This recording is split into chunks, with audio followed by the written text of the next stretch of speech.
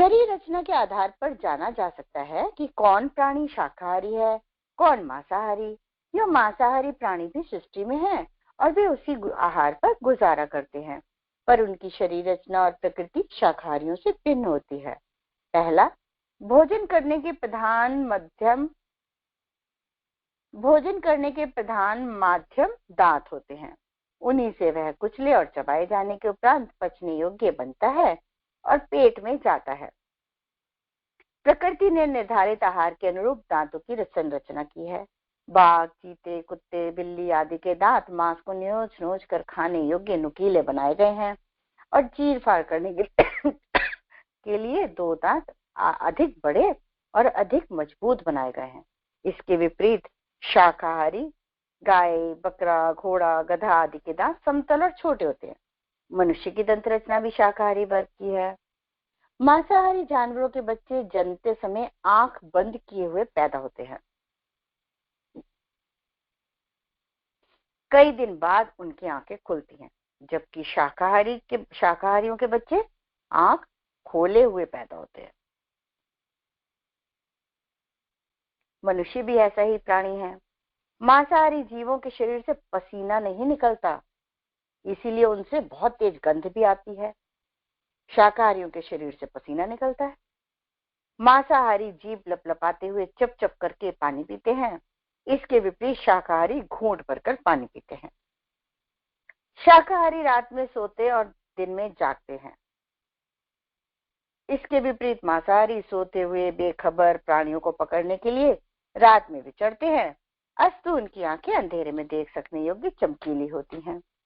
शाकाहारियों की आंखें दिन में और मांसाहारियों की आंखें रात में काम करने सकने योग्य बनी होती हैं। मनुष्य की आंखें दिवाचरों की तरह ही बनी हैं। मांसाहारी शिकार के शरीर को अपने दांतों और पंजों से दबोच सकते हैं, फाड़ और चीर करके खा सकते हैं और कच्चा मांस भी पचा सकते हैं। ऊपर से चमड़ी, बाल अधिक उतारने की जरूरत नहीं पड़ती। भेड़िए तो हड्डी तक चबा जाते हैं। शाकाहारी वैसा नहीं कर सकते। मनुष्य के लिए बिना पका मांस पचाना तो संभव ही नहीं। हड्डियां, बाल, चमड़ी आदि अनेक भाग हटाकर वह केवल मांसपेशियों को ही पकाकर खा पाता है। उसकी मूल प्रकृति मांसाहारियों की जैसी तो है ही नहीं। मांसाहारी जीवों की आंतें छोटी होती हैं और शाकाहारियों की बड़ी। मनुष्य बड़ी आंतों वालों में से है। मांस में जो प्रोटीन पाया जाता है वह बहुत ही घटिया दर्जे का होता है, पाचन में जटिल होता है। उसकी तुलना में मूंग, सोयाबीन आदि के प्रोटीन अधिक उच्च कोटि के तथा पाचन में सरल है। पालतू पशुओं के शरीर में भी अब मनुष्य की तरह ही कई प्रकार के विषाणुओं की भरमार रहने लगी है। वे मांस के साथ खाने वाले के पेट में पहुंचते हैं और उसे तरह तरह की बीमारियों का शिकार बनाते हैं। मांसाहारी प्राणी क्रूर, निष्ठुर, छली प्रकृति के होते हैं। वैसे ही प्रकृति मांस खाने वाले मनुष्यों की भी बन जाती है। दया, करुणा मनुष्य की सर्वोत्तम प्रविष्टियां हैं और मांसाहारी भोजन करने वाला उससे कोसों दूर होता है। प्राणी का मांस रोमांचकारी पीड़ा देकर ही प्राप्त किया जा सकता है। सही बता रहे हैं गुरुदेव कि प्राणी का मांस रोमांचकारी पीड़ा देकर ही प्राप्त किया जा सकता है। यह क्रूर कर्म बधिक की ही तरह खाने वाले की आत्मा को भी निर्दयी बनाता है और वह अपने स्वजनों संबंधियों से भी वैसा ही व्यवहार करता है। समाज में अनेकानेक दुष्प्रवृत्तियां निष्ठुरता से ही जन्म लेती हैं और उसे मानसिक स्वभाव में सम्मिलित करने का बहुत कुछ उत्तरदायित्व मांसाहार का है। आगे गुरुदेव बताते हैं, अंडा मत खाइए। आजकल टेलीविजन में आए दिन विज्ञापन दिखाई देता है, संडे हो या मंडे रोज खाओ अंडे। वास्तव में अंडे का प्रचलन जितना बढ़ गया है उतना पहले कभी नहीं था। शाकाहार मांसाहार की तर्ज पर अब अंडाहार का नाम भी खूब जोर शोर से लिया जाता है और वेजिटेरियन तथा नॉन वेजिटेरियन की तरह एगिटेरियन के नाम से भी कुछ अंडा प्रेमियों ने अपने समूह का नामकरण कर लिया है। वास्तविकता तो यह है कि अंडा भी तामसिक भोजन है जो शाकाहार की तुलना में हे और निकृष्ट है। अंडों के संबंध में कैलिफोर्निया यूनिवर्सिटी के वैज्ञानिक डॉक्टर कैथरीन तथा डॉक्टर जे अमेन के अभिमत विचारणीय है। अंडे खाने से ब्लड प्रेशर होता है, जो बाद में हृदय रोग बन जाता है। यह दुष्पाच्य होने से पेट में गड़बड़ भी करता है, पथरी भी पैदा करता है। अंडे खाने वाले के आमाशय की दीवारों तथा आंत और नक रक्तवाही नलिकाओं में घाव पड़ जाते हैं। देखिए, गुरुदेव बताते हैं कि अंडे खाने वालों के आमाशय की दीवारों तथा आंत व रक्तवाही नलिकाओं में घाव पड़ जाते हैं, जो रोग का कारण बनते हैं। पेचिस भी एक रोग होता है जो अंडे खाने से होता है। इंग्लैंड के doctor Robert Grass, professor Okada, Davidson, Irving आदि वैज्ञानिकों ने इस दिशा में परीक्षण प्रयोग किए हैं। उनके आधार पर उन्होंने स्वीकार किया है कि अंडे खाने वालों को इसके हानिकारक प्रभाव के कारण पेचिश तथा मंदाग्नि से पीड़ित होना पड़ता है, जो आगे चलकर आंतों और आमाशय की जीर्ण व्याधि, क्षय तथा कैंसर के रूप में परिणत हो सकता है। पौष्टिकता के संबंध में किए गए तुलनात्मक वैज्ञानिक अध्ययनों से यह तथ्य उभर कर सामने आया है कि चना, सोयाबीन, मूंगफली की तुलना में प्रोटीन, कार्बोहाइड्रेट, खनिज, ऊर्जा का अनुपात अंडे में कम है। देखिए, चना, सोयाबीन और मूंगफली में प्रोटीन, कार्बोहाइड्रेट, खनिज और ऊर्जा अंडे से ज्यादा होती है। अंडे में पाए जाने वाली प्रोटीन का प्रतिशत 12 है, जबकि चने में 24%, सोयाबीन में 43.2%, मूंगफली में 31.5%। इसी प्रकार अंडे में चिकनाई का परसेंट 12 है, जबकि हरे चने में 13, सोयाबीन में 19.5, मूंगफली में 39.8% है। अंडे में कार्बोहाइड्रेट की उपस्थिति 1% है, जबकि हरे चने में 56.6%, सोयाबीन में 22.9%, मूंगफली में 19.3% है। देखिए, हरे चने में कार्बोहाइड्रेट 56.6% होता है। इसी प्रकार खनिज लवणों का प्रतिशत अंडे में 1%, हरे चने में 16.22, सोयाबीन में 12.4 तथा मूंगफली में 2.5% होता है। पोषक ऊर्जा भी अंडे से कम मिलती है। अंडे में 163, हरे चने में 335, सोयाबीन में 442 तथा मूंगफली में 549 कैलोरी ऊर्जा प्राप्त होती है। मतलब अंडे में 163, हरे चने में 335, सोयाबीन में 442 तथा मूंगफली में 549 कैलोरी प्राप्त होती है, ऊर्जा प्राप्त होती है। अंडा मांसाहार की श्रेणी में आता है, यह वैज्ञानिक शोधों से स्पष्ट हो चुका है। मुर्गियां अधिकांश भोजन ताजा कीड़ों, केंचुओं और ग्राम बोन से प्राप्त करती हैं। निषेचित और अनिषेचित दोनों प्रकार के अंडे जीवन युक्त होते हैं। शाकाहार की तुलना में अंडे से उतनी पुष्टता प्राप्त नहीं होती, साथ ही इसके सेवन से कितनी ही हानियां होने का भय रहता है, क्योंकि अंडे में 500 से 600 ml कोलेस्ट्रॉल की जहरीली मात्रा होती है, जिससे उच्च रक्तचाप, गुर्दे की बीमारी होने की संभावना रहती है। चिकनाई में तल भूनकर खाने से कोलेस्ट्रॉल की मात्रा और भी बढ़ जाती है, रक्त में गाढ़ापन होने लगता है, फलस्वरूप उच्च रक्तचाप, हृदयाघात जैसे रोगों की आशंका बढ़ जाती है। चिकित्सा वैज्ञानिकों के अनुसार बच्चों को अधिक अंडे सेवन करने से उनके शरीर की सहज स्वाभाविक प्रतिरोधक क्षमता का ह्रास होता है, भावनाओं का विकास भी रुक जाता है, पथरी, पीलिया, आंतों के रोगों का भय रहता है। अतः संवेदनशीलता इसी में है कि अंडे जैसे मांसाहारी अखाद्य सेवन से स्वयं बचा जाए और अन्यों को भी बचाया जा सके। आगे गुरुदेव बताते हैं शाकाहार सर्वश्रेष्ठ आहार, मांसाहार के दूरगामी दुष्परिणाम। इसमें गुरुदेव क्या बता रहे हैं कि अमेरिका के वैज्ञानिक डॉक्टर जॉन ब्योर कस्तेन ने जीवित कोशिकीय द्रव्य, जिससे मनुष्य का शरीर बना है और जिसे प्रोटोप्लाज्म कहते हैं, का रासायनिक विश्लेषण करते समय पाया कि उसके प्रोटीन के अणु एक प्रकार के रासायनिक पदार्थ से जुड़े होते हैं। मनुष्य का शरीर एंजाइमों की सहायता से इस पदार्थ को घुलाकर सुपाच्य बनाता है और नए कोशों की वृद्धि और अपना विकास करता है। यदि हमारा भोजन गरिष्ठ और मांस जैसे भारी खाद्य वाला होगा तो इसका मतलब यह है कि प्रोटीन को तोड़ने वाले रसायन अत्यंत कड़े हैं। वृद्धावस्था तक यह इतने कड़े हो जाते हैं कि नए कोशों को बनाना ही बंद कर देते हैं। यही नहीं, यह भीतर ही भीतर सड़ने लगते हैं, जिससे विष पैदा होता है। मनुष्य के शरीर और हड्डियों की लचक नष्ट हो जाती है। इसीलिए वृद्धावस्था में तो विशेष रूप से हल्का आहार ही लेना चाहिए। पर यदि मनुष्य सारे ही जीवन हल्का आहार रखे और यह शरीर की क्षमताएं बनाए रखने में समर्थ होता है तो अपना जीवन 100 वर्ष तक सुरक्षित रख सकता है। इस बात को यूं भी कहा जा सकता है कि मदिरा मांस छोड़कर जो भी शाक दूध फल खाता है जीता है 100 वर्ष, शत्रुओं को भी मार भगाता है।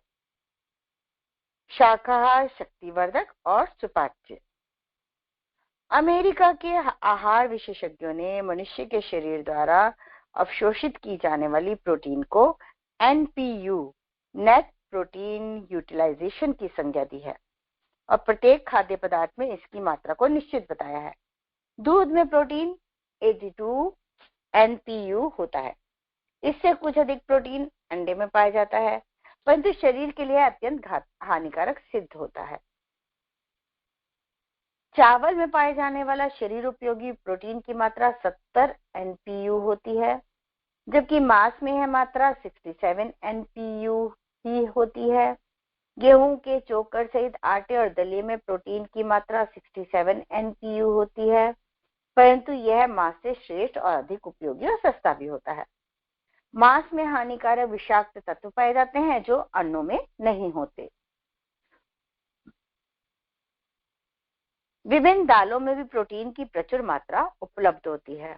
मसूर की दाल में 40, मूंग की दाल में 57, चने की दाल में 43, सोयाबीन में 61 NPU पाया जाता है। दाल, चावल, गेहूं आदि की प्रोटीनों में एक विशेषता यह भी है कि यह एक दूसरे के पूरक होते हैं। इनके संयुक्त प्रयोग से भोजन में प्रोटीन की मात्रा अंडे और मांस की अपेक्षा अत्यधिक हो जाती है। वैज्ञानिकों के अनुसार विटामिन की समस्त आवश्यकता की पूर्ति मात्र 100 ग्राम हरी साग सब्जियों से हो जाती है। इस प्रकार अन्न और शाक मिलकर संतुलित आहार की आवश्यकता की पूर्ति कर देते हैं। यदा कदा दूध दही आदि का सेवन वसीय पदार्थों की आवश्यकताओं की पूर्ति कर देता है।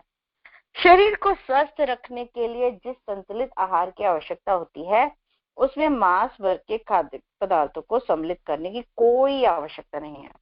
शाकाहारी खाद्य पदार्थों में जो पोषण पाया जाता है उनमें मांसाहार की तुलना में सरलता पूर्वक पाचन होने की विशेषता कहीं अधिक पाई जाती है। शाकाहार से दीर्घ जीवन। हाल में रूस के एक व्यक्ति की 160 वर्ष की उम्र में मृत्यु हो गई।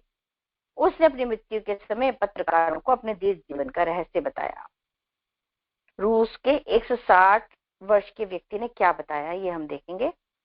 उसने बताया शाकाहारी भोजन, हर परिस्थिति में प्रसन्न रहना, चिंताओं को पास न फटकने देना, प्रातः दूर तक खुली हवा में टहलना, खुले वातावरण में निवास करना, दिन भर परिश्रमरत रहना, जल्दबाजी में कोई भी काम नहीं करना तथा रात को बेफिक्री से सोना।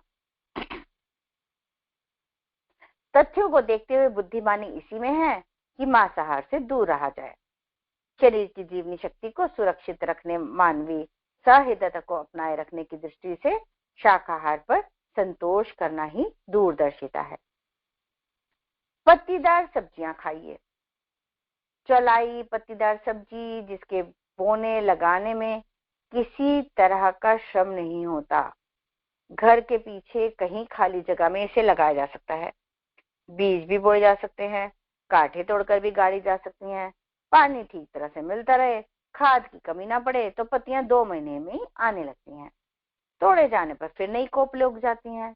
इस प्रकार 10 पेड़ लगा देने पर एक परिवार के लिए रोज के लिए साग बन सकता है और लागत कुछ भी नहीं।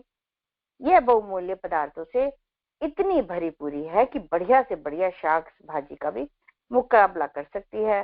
चौलाई की 100 ग्राम पत्तियों में पाए जाने वाले पदार्थों का अनुपात इस प्रकार है: प्रोटीन 4.0, चिकनाई 6.5, खनिज लवण 2.7, कैल्शियम 37.7, फास्फोरस 8.7, लौह 10.5, मैग्नीशियम 24.7, पोटेशियम 0.33। इसके अतिरिक्त भी बहुत से खनिज और लवण चौलाई में पाए जाते हैं जो भोजन की अपूर्णता को दूर करते हैं। पत्तियों में खुज्जा होता है जो पेट साफ करने का काम करता है। यो पत्तीदार सब्जी सभी गुणकारी होती हैं। वे आंतों की सफाई करती हैं। जिन्हें दस्त नहीं होता उनके लिए वे बुहारी का काम करती हैं। बथुआ, पालक, मेथी, चने की पत्ती, सरसों की पत्ती, इसमें न्यूनाधिक मात्रा में समान गुण होते हैं। दैनिक भोजन में एक भाजी पत्तीदार नित्य रखी जा सके तो स्वास्थ्य की दृष्टि से बहुत उपयोगी है। मतलब गुरुदेव बता रहे हैं कि रोज कोई भी एक पत्तेदार सब्जी हमें अपने खाने में शामिल करनी चाहिए। अभी तो वैसे भी सर्दियां, खूब पत्तेदार सब्जियां आ रही है तो हम इजीली कर सकते हैं।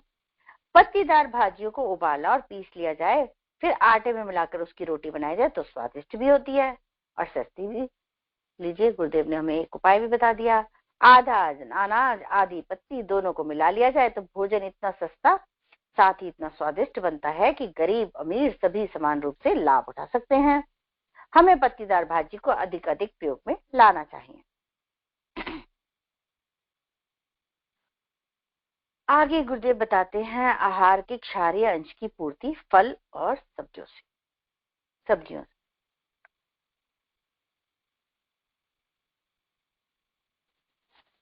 आहार को मुख्यतः 2 भागों में विभाजित किया जा सकता है।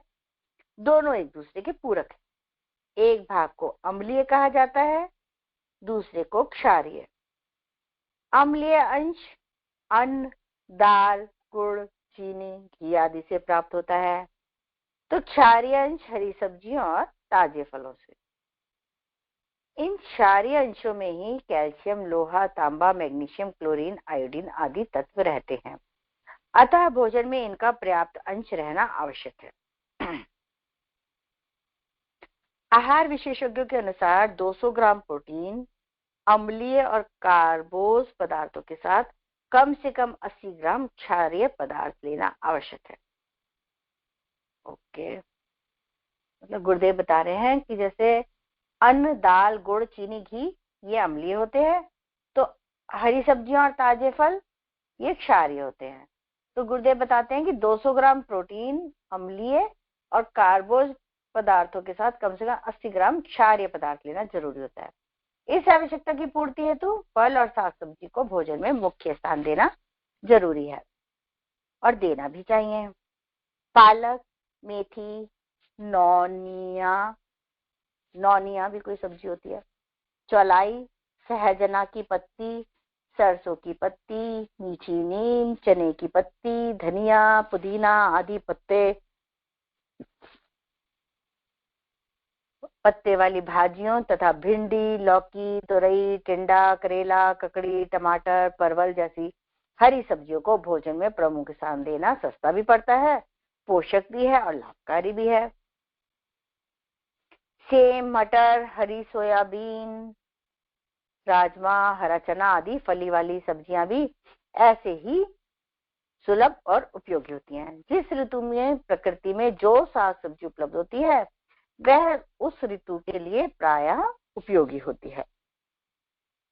सब्जियों के विटामिन और खनिज लवण पूरी मात्रा में उपयोग में लाने के लिए इन्हें धीमी आंच पर पकाना चाहिए। पत्ते वाली सब्जियों को काटने से पहले कई बार धो लेना चाहिए, किंतु इन्हें बहुत देर तक और बहुत तेजी से रगड़कर नहीं धोना चाहिए। कोई भी सब्जी काटने के बाद नहीं धोना चाहिए, अन्यथा उनके खनिज लवण धुल जाते हैं। लीजिए, हम लोग कई बार जल्दबाजी में सब्जी पहले काटते हैं और धोते बाद में है, तो उससे क्या होता है कि उसके खनिज लवण पानी में घुल जाते हैं। अधिक घी, तेल, मिर्च, मसालों का उपयोग साग सब्जियों को निष्प्राण बना देता है। जो सब्जियां कच्ची खाई जा सकें उन्हें वैसा ही खाना चाहिए। उनकी बढ़िया सलाद बना लेनी चाहिए, जैसे पालक, खीरा, ककड़ी, गाजर, मूली, मटर, सलाद, प्याज, टमाटर आदि को काट कर मिलाकर ऐसी सलाद बना लेते हैं और उसमें नींबू, अदरक, धनिया, पुदीना, काली मिर्च को मिला लो तो स्वादिष्ट और पौष्टिक सलाद तैयार हो जाती है। मौसमी फल अपने मौसम में सस्ते होते हैं, उनका भरपूर प्रयोग करना चाहिए। खीरा, ककड़ी, खरबूज, तरबूज, आम, जामुन, केला, अमरूद, नींबू, संतरा आदि ऐसे ही फल हैं। ऋतु अनुसार इनमें से किसी न किसी को भोजन में प्रायः शामिल किया जा सकता है। जिनके पास घर में लगी थोड़ी सी भी जमीन है घर के पास, उन्हें घरेलू शाक वाटिका अवश्य ही विकसित करनी चाहिए। जीवन तत्व से भरपूर इन सब्जियों तथा फलों को घर में ही पैदा कर लेना चाहिए। हमारे पोषण के लिए आवश्यक अनेक तत्व हमें इन्हीं सब्जियों और भोजन से, फलों से प्राप्त हो जाते हैं। हरी सब्जियों आलू, ककड़ी, खीरा, टमाटर, मटर, केला, नींबू, नारंगी, खजूर आदि से तथा गौ दुग्ध से फास्फोरस, गंधक, potassium, magnesium, sodium, iodine, manganese आदि भी मिलते हैं, जो कि पोषण के लिए नितांत आवश्यक है। विटामिन ए ताजे दूध, दही, मक्खन, घी, मलाई, छाछ, आलू, फूलगोभी, पालक, मूली, गाजर, शलजम, शकरकंद, टमाटर, मेथी, चौलाई, सहजन, अजवाइन की पत्तियों में, आम, अमरूद, नींबू और आदि फलों में तथा गेहूं में पाया जाता है। इन सब में क्या पाया जाता है? Vitamin A. अब विटामिन बी किस में पाया जाता है? विटामिन बी वस्तुतः विटामिनों का एक समूह है। यह चना, मटर, गेहूं, चावल, दाल, आटा, चोकर, दूध, मट्ठा आदि में भी पाया जाता है।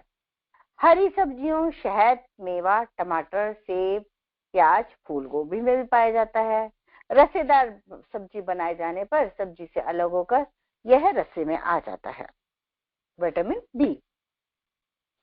अब गुरुदेव बताते हैं संतुलित आहार का अर्थ यह नहीं कि प्रतिदिन तौल तौल कर विभिन्न वस्तुएं भोजन में शामिल की जाएं और ऐसा न कर पाने पर पछताते रहकर मानसिक चिंता और शारीरिक अस्वस्थता बढ़ाए रखें।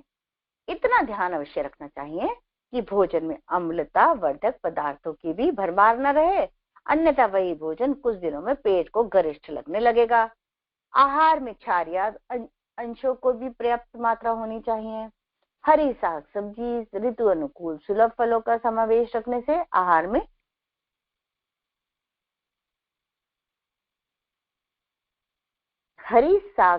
ऋतु अनुकूल सुलभ फलों का समावेश रखने से आहार में यह संतुलन बना रहता है। वे अधिक महंगे भी नहीं पड़ते। यदि थोड़ी सहजता रहे, प्रमाद, आलस्य और रूढ़ी से बचा रहे तो इनकी नियमित पूर्ति कठिन नहीं है। दैनंदिन आहार की व्यवस्था में ही यह सजगता उचित है, अन्यथा बाद में पछताना पड़ सकता है। भोजन में अम्लीय अंश अधिक होने से गैस विकार जैसे कष्ट उपस्थित हो जाते हैं। बच्चों के भोजन में क्षारीय अंशों के समुचित समावेश ना हो तो उनका शारीरिक वृद्धि रुक जाती है। बच्चों को शारीरिक शक्ति, हास की पूर्ति के लिए अधिक पौष्टिक भोजन चाहिए, अतः उन्हें हरी सब्जियां, फल अधिक मात्रा में देने चाहिए। परिवार में ही ऐसे संतुलित भोजन का अभ्यास रखा जाए जो उससे सभी को लाभ होता हो। बच्चे को भी प्रतिदिन वैसा ही आहार मिलता रहता है, अतः आहार में इस संतुलन का समावेश अत्यंत आवश्यक है। आहार शास्त्रियों के मत से भी भोजन का संतुलन बनाए रखने के लिए एक व्यक्ति के भोजन में 250 ग्राम सब्जी तो होनी ही चाहिए। अब गुरुदेव ये बता रहे हैं कि अगर भोजन का संतुलन बनाना है तो हम सबके भोजन में, प्रत्येक व्यक्ति के भोजन में 250 ग्राम सब्जी तो ऐड ऑन करनी ही है। शुद्धता और सात्विकता। अब इसमें गुरुदेव क्या बता रहे हैं? त्योहारों, व्रत, पर्वों पर हमारे यहाँ फलाहार या शाकाहार पर रहने का विधान है। यह विधान आहार की सात्विकता के तन मन पर पड़ने वाले सूक्ष्म प्रभाव को ध्यान में रखकर बनाया गया है। शाक और फलों में प्राकृतिक शुद्धता होती है, जिससे मन बुद्धि में भी शुद्धता और सात्विकता की प्रवृत्ति बढ़ जाती है। इस प्रकार की मनोभूमि उपलब्ध कर लेना मनुष्य जीवन की सफलता, सुख, सार्थकता के लिए कल्याणकारक ही माना गया है। अतएव किसी विशेष व्रत या त्योहारों के अतिरिक्त भी फलाहार और शाकाहार को जितना अधिक स्थान अपने आहार में दे सकें उतना ही अच्छा है। स्वास्थ्य और दीर्घ जीवन। फल और सब्जियों में से एक प्रकार का रेशेदार गूदा होता है। वह पाचन क्रिया में अपने आप ही मददगार होता है, इसीलिए साग आसानी से न केवल पच जाते हैं बल्कि पाचन क्रिया को भी उद्दीप्त करते हैं। इससे स्वास्थ्य और दीर्घ जीवन मिलता है। सब्जियों में अनाज की अपेक्षा प्रोटीन का भाग भले ही कुछ कम हो जाए, पर इससे मल नहीं बढ़ता। फलस्वरूप शरीर में स्फूर्ति, उत्साह, कर्मठता, प्रसन्नता, निरोगता आदि बनी रहती है। ये गुण दीर्घ जीवन और सुदृढ़ स्वास्थ्य के अचूक रामबाण उपाय हैं। कम लागत और पूर्ण भोजन। आहार शास्त्रियों को कहना है कि यदि थोड़े से दूध की व्यवस्था हो जाए तो फल, शाक मनुष्य के पूर्ण भोजन का काम दे सकते हैं। हम अपने आहार की व्यवस्था इस सिद्धांत के आधार पर करें तो हमारा भोजन थोड़ी लागत में तैयार हो सकता है। गरीब व्यक्ति भी आसानी से ऐसे आहार की व्यवस्था कर सकता है। क्या किया जाए? यह बात सिद्ध हो चुकी है कि शाकाहारी लोग मांसाहारी की तुलना में लंबा जीवन जीते हैं और आयु अधिक दिखने की समस्या भी उनमें कम होती है। मांसाहार करने वाले जल्दी बूढ़े दिखने लगते हैं। किसी व्यक्ति की आयु तब अधिक होती है जब उसके शरीर की कोशिकाएं शरीर में उत्पन्न होने वाले रेडिकलों को समाप्त करने में अक्षम होती है।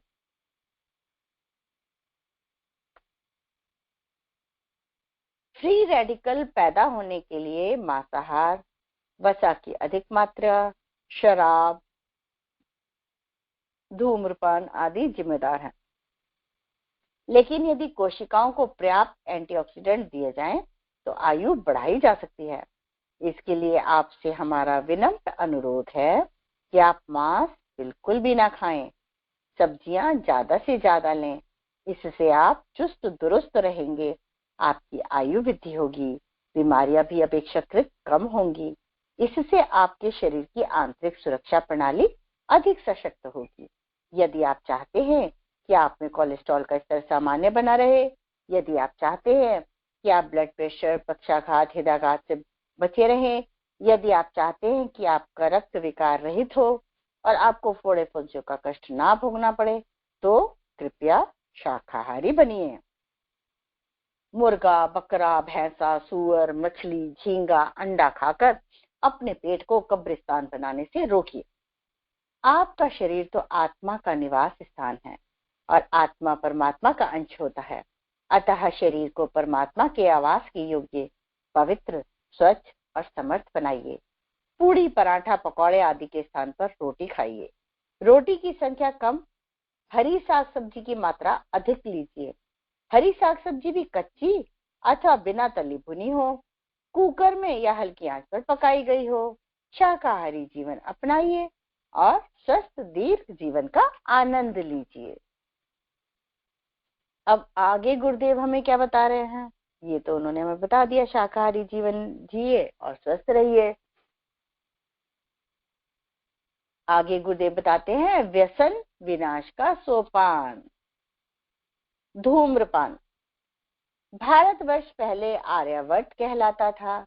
आर्यावर्त का अर्थ होता है सभ्य आदमियों का देश। सुसंस्कृत, शिष्ट, ईमानदार, सद्विचार वाले, सद्मार्ग पर चलने और संसार को चलाने वाले ऋषि मुनियों का देश। इसमें दूध घी की नदियां बहती थीं।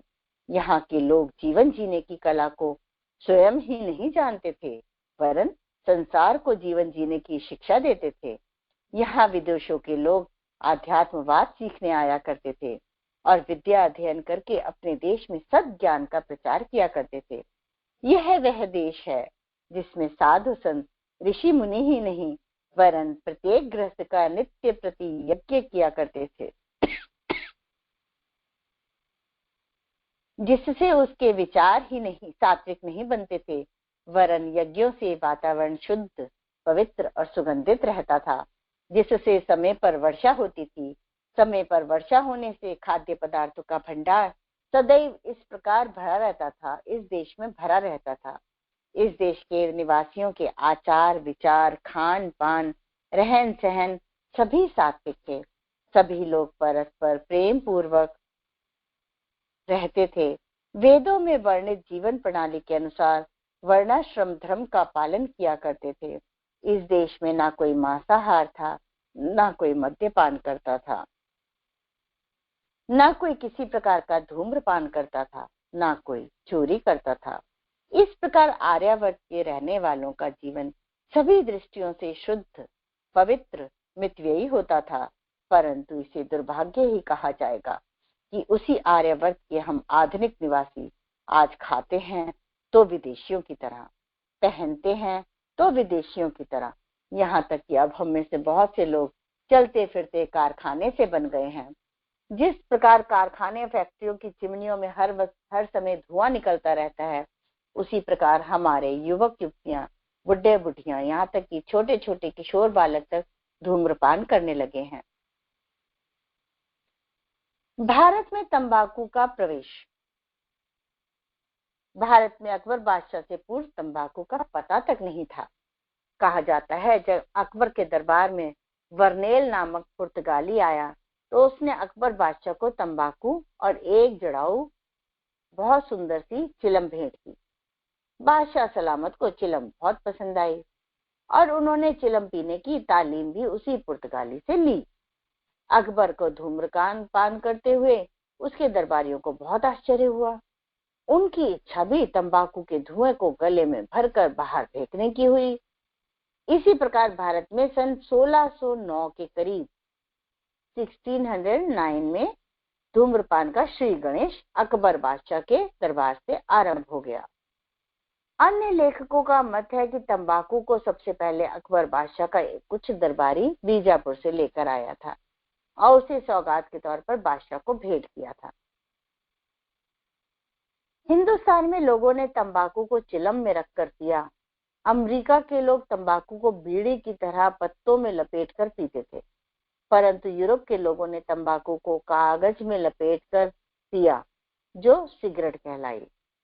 इस प्रकार तंबाकू भारतवर्ष की ही वस्तु नहीं है, वरन इस देश में यूरोप निवासियों के द्वारा लाई गई और प्रचारित की गई है। वे लोग ही तंबाकू के पौधे भारत में लाए और यहाँ तंबाकू की खेती होने लगी। जब तंबाकू खाने पीने, सूंघने, तीनों प्रकार के काम आने लगी और इसका इतना प्रचार प्रसार हो गया कि अब गांव गांव, नगर नगर सर्वत्र यह पिशाचिनी तंबाकू अनेक रूपों और वेशों में मौजूद रहती है। अब गुरुदेव बता रहे हैं तंबाकू के भी 4 पदार्थ होते हैं जो मानव स्वास्थ्य के लिए विष की तरह काम करते हैं।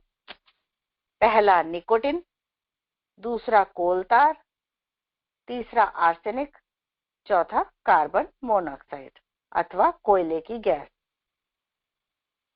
ये 4 तंबाकू के प्रकार।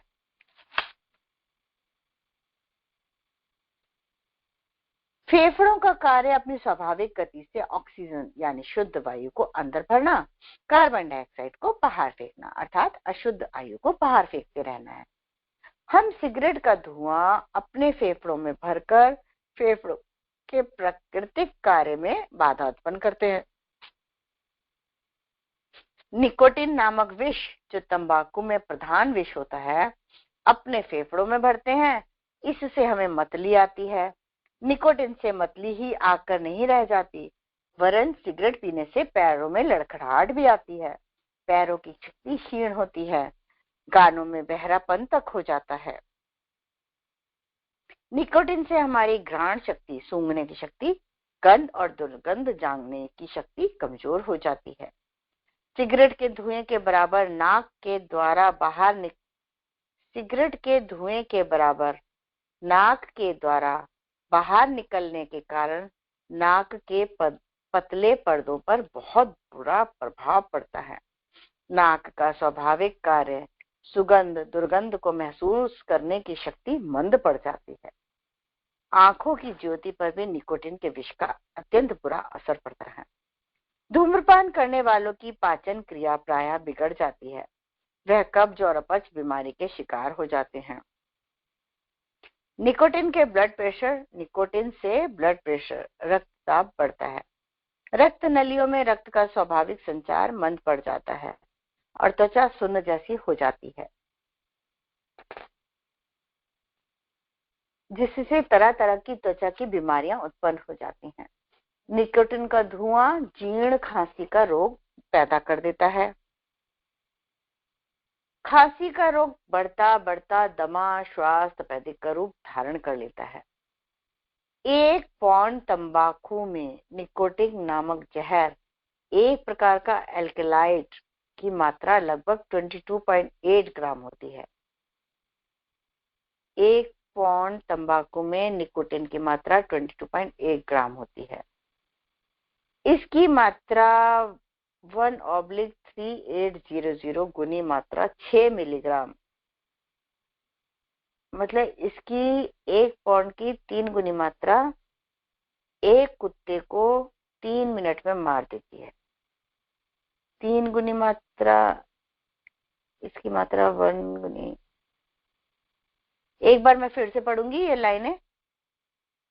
1 पौंड तंबाकू में निकोटिन नामक जहर की मात्रा लगभग 22.8 ग्राम होती है, 22.8 ग्राम होती है।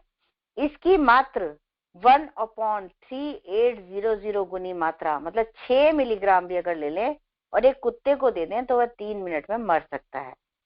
प्रैक्टिशनर पत्रिका के अनुसार कैंसर श्वास संस्थान का मरने वालों की संख्या 112 प्रति लाख उनकी है जो धूम्रपान करते हैं। जो इस दुर्व्यसन के आदी नहीं है, इनमें से कैंसर से मरने वालों की संख्या प्रति लाख मात्र 12 है। ICMR की एक सर्वे रिपोर्ट के अनुसार मुंह और गले के कैंसर के रोगी भारत में अन्य देशों की अपेक्षा 50 गुना अधिक हैं। इसका कारण है तंबाकू का विभिन्न रूपों में प्रयोग। ज्ञातव्य है कि भारत में तंबाकू न केवल बीड़ी सिगरेट के रूप में अपितु सुरती, नस्वार, हुक्का आदि अनेकानेक रूप में प्रचलित है। एक अनुमान है कि भारत की शहरी आबादी करीब 13.5 करोड़ में से करीब 3 करोड़ विभिन्न रूपों में पान में तंबाकू, जर्दा, चुरुट, सिगरेट, बीड़ी, ग्रामीण आबादी 54.5 करोड़ में से करीब 15 करोड़ व्यक्ति, जिसमें खेतों पे काम करने वाली मजदूर महिलाएं, 12 वर्ष से छोटे बच्चे शामिल हैं, बीड़ी, सुरती, खैनी, हुक्का आदि के रूप में तंबाकू से जुड़े हुए हैं। आश्चर्य इस बात का है कि इतनी बड़ी संख्या एक ऐसे नशे के चंगुल में है जो धीरे धीरे उनकी संपत्ति, तंदुरुस्ती, खुशहाली को अपने चंगुल में लेता चला जा रहा है और फिर भी किसी के कान पर जू नहीं रेंगती। भारत की एक सिगरेट पीने वाले की आयु 5 मिनट कम कर देती है। 20 सिगरेट अथवा 15 बीड़ी प्रतिदिन पीने वाला करीब 5 ग्राम सुरती, खैनी आदि के रूप में तंबाकू खाने वाला व्यक्ति अपनी आयु में से 10 वर्ष कम कर लेता है।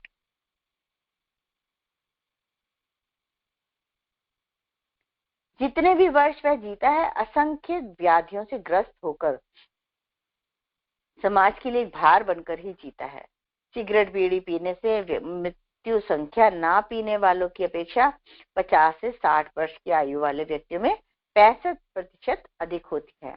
यही संख्या 60 से 70 वर्ष की आयु में बढ़कर 102% हो जाती है। सिगरेट पीने वालों को अधिक व्याधियां, जिनके कारण या तो वे शीघ्र की मृत्यु की गोद में चले जाते हैं या धीमी मौत मरते समय लाश जैसा जीवन व्यतीत करते हैं।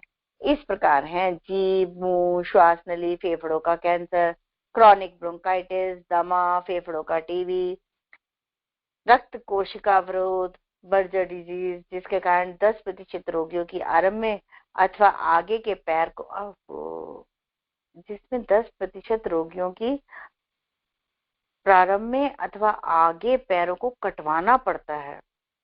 दृष्टि संबंधी रोग, हृदय रोग, जल्दी ही आ जाने वाला बुढ़ापा।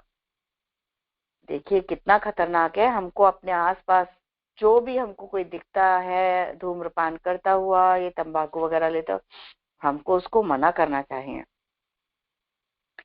भारत में मुंह का, जीभ का, ऊपरी श्वास और भोजन नली, नेजोरिंग्स का कैंसर सारे विश्व की तुलना में अधिक पाया जाता है। इसका कारण बताते हुए एनसाइक्लोपीडिया ब्रिटानिका लिखता है कि यहाँ तंबाकू चबाना, पान में जर्दा, बीड़ी, सिगरेट को उल्टी दिशा से पीना, रिवर्स स्मोकिंग का सामान्य बात है। तंबाकू में विद्यमान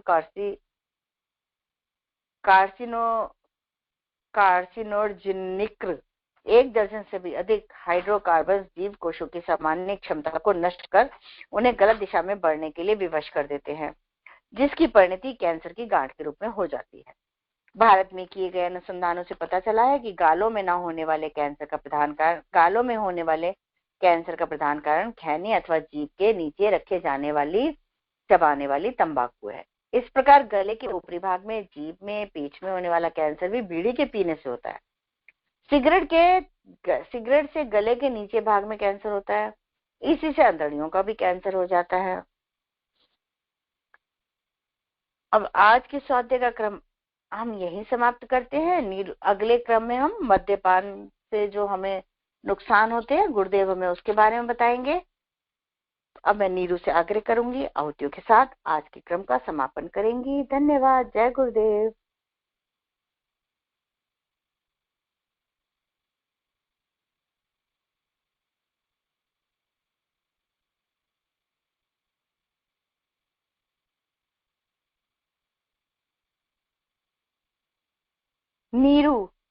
नीरू, आज के स्वाध्याय का समापन आप आहुतियों के साथ कर दो।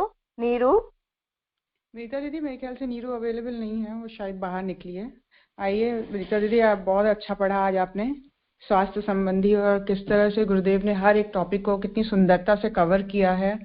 और मतलब ये मंडे का स्वाध्याय सुनने के बाद ऐसा लगता है कि हमें खान पान का पूरा ध्यान रखना चाहिए, और बहुत ही सुंदर एग्जाम्पल्स वेजिटेरियन फूड को लेकर कि किस तरह से विदेशों में भी आज लोग वेजिटेरियन फूड को लेकर बहुत मतलब केयरफुल हो गए हैं, और लोग धीरे धीरे वहां पे छोड़ रहे हैं नॉनवेज खाना, और ये बहुत ही तेजी से हो रहा है पूरी दुनिया में।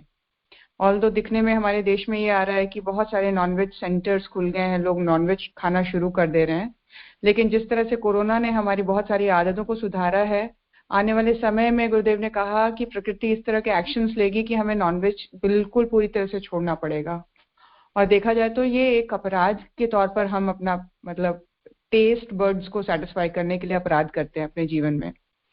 चलिए, एक माइंडसेट है जिसका बदलना बहुत जरूरी है। अभी रिसेंटली मैं एक सीरियल देख रही थी, उसमें सेलिब्रिटी, बॉलीवुड सेलिब्रिटी थे जॉन अब्राहम, जो कहते हैं कि मैंने पूरी तरह से अपने आप को वेजिटेरियन फूड में कन्वर्ट कर दिया। और मुझे हैरानी होती है कि लोग कैसे इस चीज को एक्सेप्ट करते हैं कि किसी जीव को मार के उसको प्लेट में रखा जाए और फिर उसका टेस्ट लेते हुए अपने मतलब टेस्ट बर्ड को सेटिस्फाई किया जाए, अपने पेट को भरा जाए। तो कह रहे थे कि वो एक माइंडसेट है जो ऐसे बोलने से नहीं आएगा। जो खाते हैं उनको ये सोचना पड़ेगा कि ये खाने की चीज नहीं है, ये इसको करने से पहले मुझे किसी की हत्या करनी पड़ी है, और फिर उसको मैं बहुत ही मतलब एक क्रूरता से, क्रूएलिटी के साथ मैं उसका भक्षण कर रहा हूँ।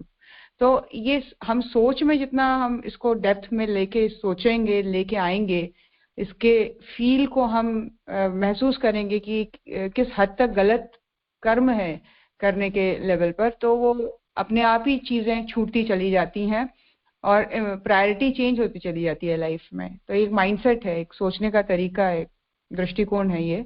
बहुत बहुत धन्यवाद विनीता दीदी फिर से एक बार। और आइए सभी के स्वास्थ्य संवर्धन के लिए, उज्जवल भविष्य के लिए प्रार्थना करते हुए गायत्री महामंत्र से 5 आहुति, महामृत्युंजय मंत्र से 5 आहुति। ओम भूर्भुवः स्वः तत्सवितुर्वरेण्यं भर्गो देवस्य धीमहि धियो यो नः प्रचोदयात् स्वाहा। इदं गायत्रे इदं नमः। ओम भूर्भुवः स्वः तत्सवितुर्वरेण्यं भर्गो देवस्य धीमहि धियो यो नः प्रचोदयात् स्वाहा। इदं गायत्रे इदं न मम। ॐ भूर्भुवः स्वः तत्सवितुर्वरेण्यं भर्गो देवस्य धीमहि धियो यो नः प्रचोदयात् स्वाहा। इदं गायत्रे इदं न मम। ॐ भूर्भुवः स्वः तत्सवितुर्वरेण्यं भर्गो देवस्य धीमहि धियो यो नः प्रचोदयात् स्वाहा। इदं गायत्रे इदं न मम। ॐ भूर्भुवः स्वः तत्सवितुर्वरेण्यं भर्गो देवस्य धीमहि धियो यो नः प्रचोदयात् स्वाहा। इदं गायत्रे इदं न मम। सभी के श्वास संवर्धन के लिए महामृत्युंजय मंत्र से 5 मंत्र होते। ॐ त्र्यम्बकं यजामहि सुगन्धिं पुष्टिवर्धनम् उर्वारुकमिव बन्धनान् मृत्योर्मोक्षीयमामृतात् स्वाहा। इदं महामृत्युञ्जयाय इदं न मम। ॐ त्र्यम्बकं यजामहि सुगन्धिं पुष्टिवर्धनम् उर्वारुकमिव बन्धनान् मृत्योर्मोक्षीयमामृतात् स्वाहा। इदं महामृत्युञ्जयाय इदं न मम। ॐ त्र्यम्बकं यजामहि सुगन्धिं पुष्टिवर्धनम् उर्वारुकमिव बन्धनान् मृत्योर्मोक्षीयमामृतात् स्वाहा। इदं महामृत्युञ्जयाय इदं न मम। ॐ त्र्यम्बकं यजामहि सुगन्धिं पुष्टिवर्धनम् उर्वारुकमिव बन्धनान् मृत्योर्मोक्षीयमामृतात् स्वाहा। इदं महामृत्युञ्जयाय इदं न मम। ॐ त्र्यम्बकं यजामहि सुगन्धिं पुष्टिवर्धनम् उर्वारुकमिव बन्धनान् मृत्योर्मोक्षीयमामृतात् स्वाहा। इदं महामृत्युञ्जयाय इदं न मम। सभी जगह शांति की स्थापना हो। हमारा मन, हमारा हृदय, हमारे विचार शांतिपूर्ण होते चले जाएं। समाज, राष्ट्र और समस्त विश्व शांति के प्रभाव से उत्प्रोत होता चला जाए, ऐसा भाव करते हुए शांति पाठ। ओम द्यौ शांति अंतरिक्षं शांति पृथ्वी शांतिरापः शांतिरोषधयः शांतिः वनस्पतयः शांतिर्विश्वे देवाः शांति ब्रह्म शांतिः सर्वगं शांतिः शांतिरेव शांतिः सामा शांतिरेधि। ओम शांतिः शांतिः शांतिः सर्वारिष्टसु शांतिर्भवतु। आप सभी का बहुत बहुत धन्यवाद। 1:30 बजे ज्योति अवतरण साधना में और शाम को 5:40 और 6 बजे नादयोग और गायत्री चालीसा में आप सभी फिर से ज्वाइन करने का प्रयास करें। सभी को बहुत बहुत धन्यवाद। और कल से मॉर्निंग जो हमारा बीच में ठंड की वजह से, तबियत खराब होने की वजह से छूट गया था, फिर से ज्वाइन करिए 5 बजे गुरुदेव के साथ 3 शरीर का ध्यान और आधे घंटे का गायत्री मंत्र का जप। बहुत बहुत धन्यवाद। जय गुरुदेव।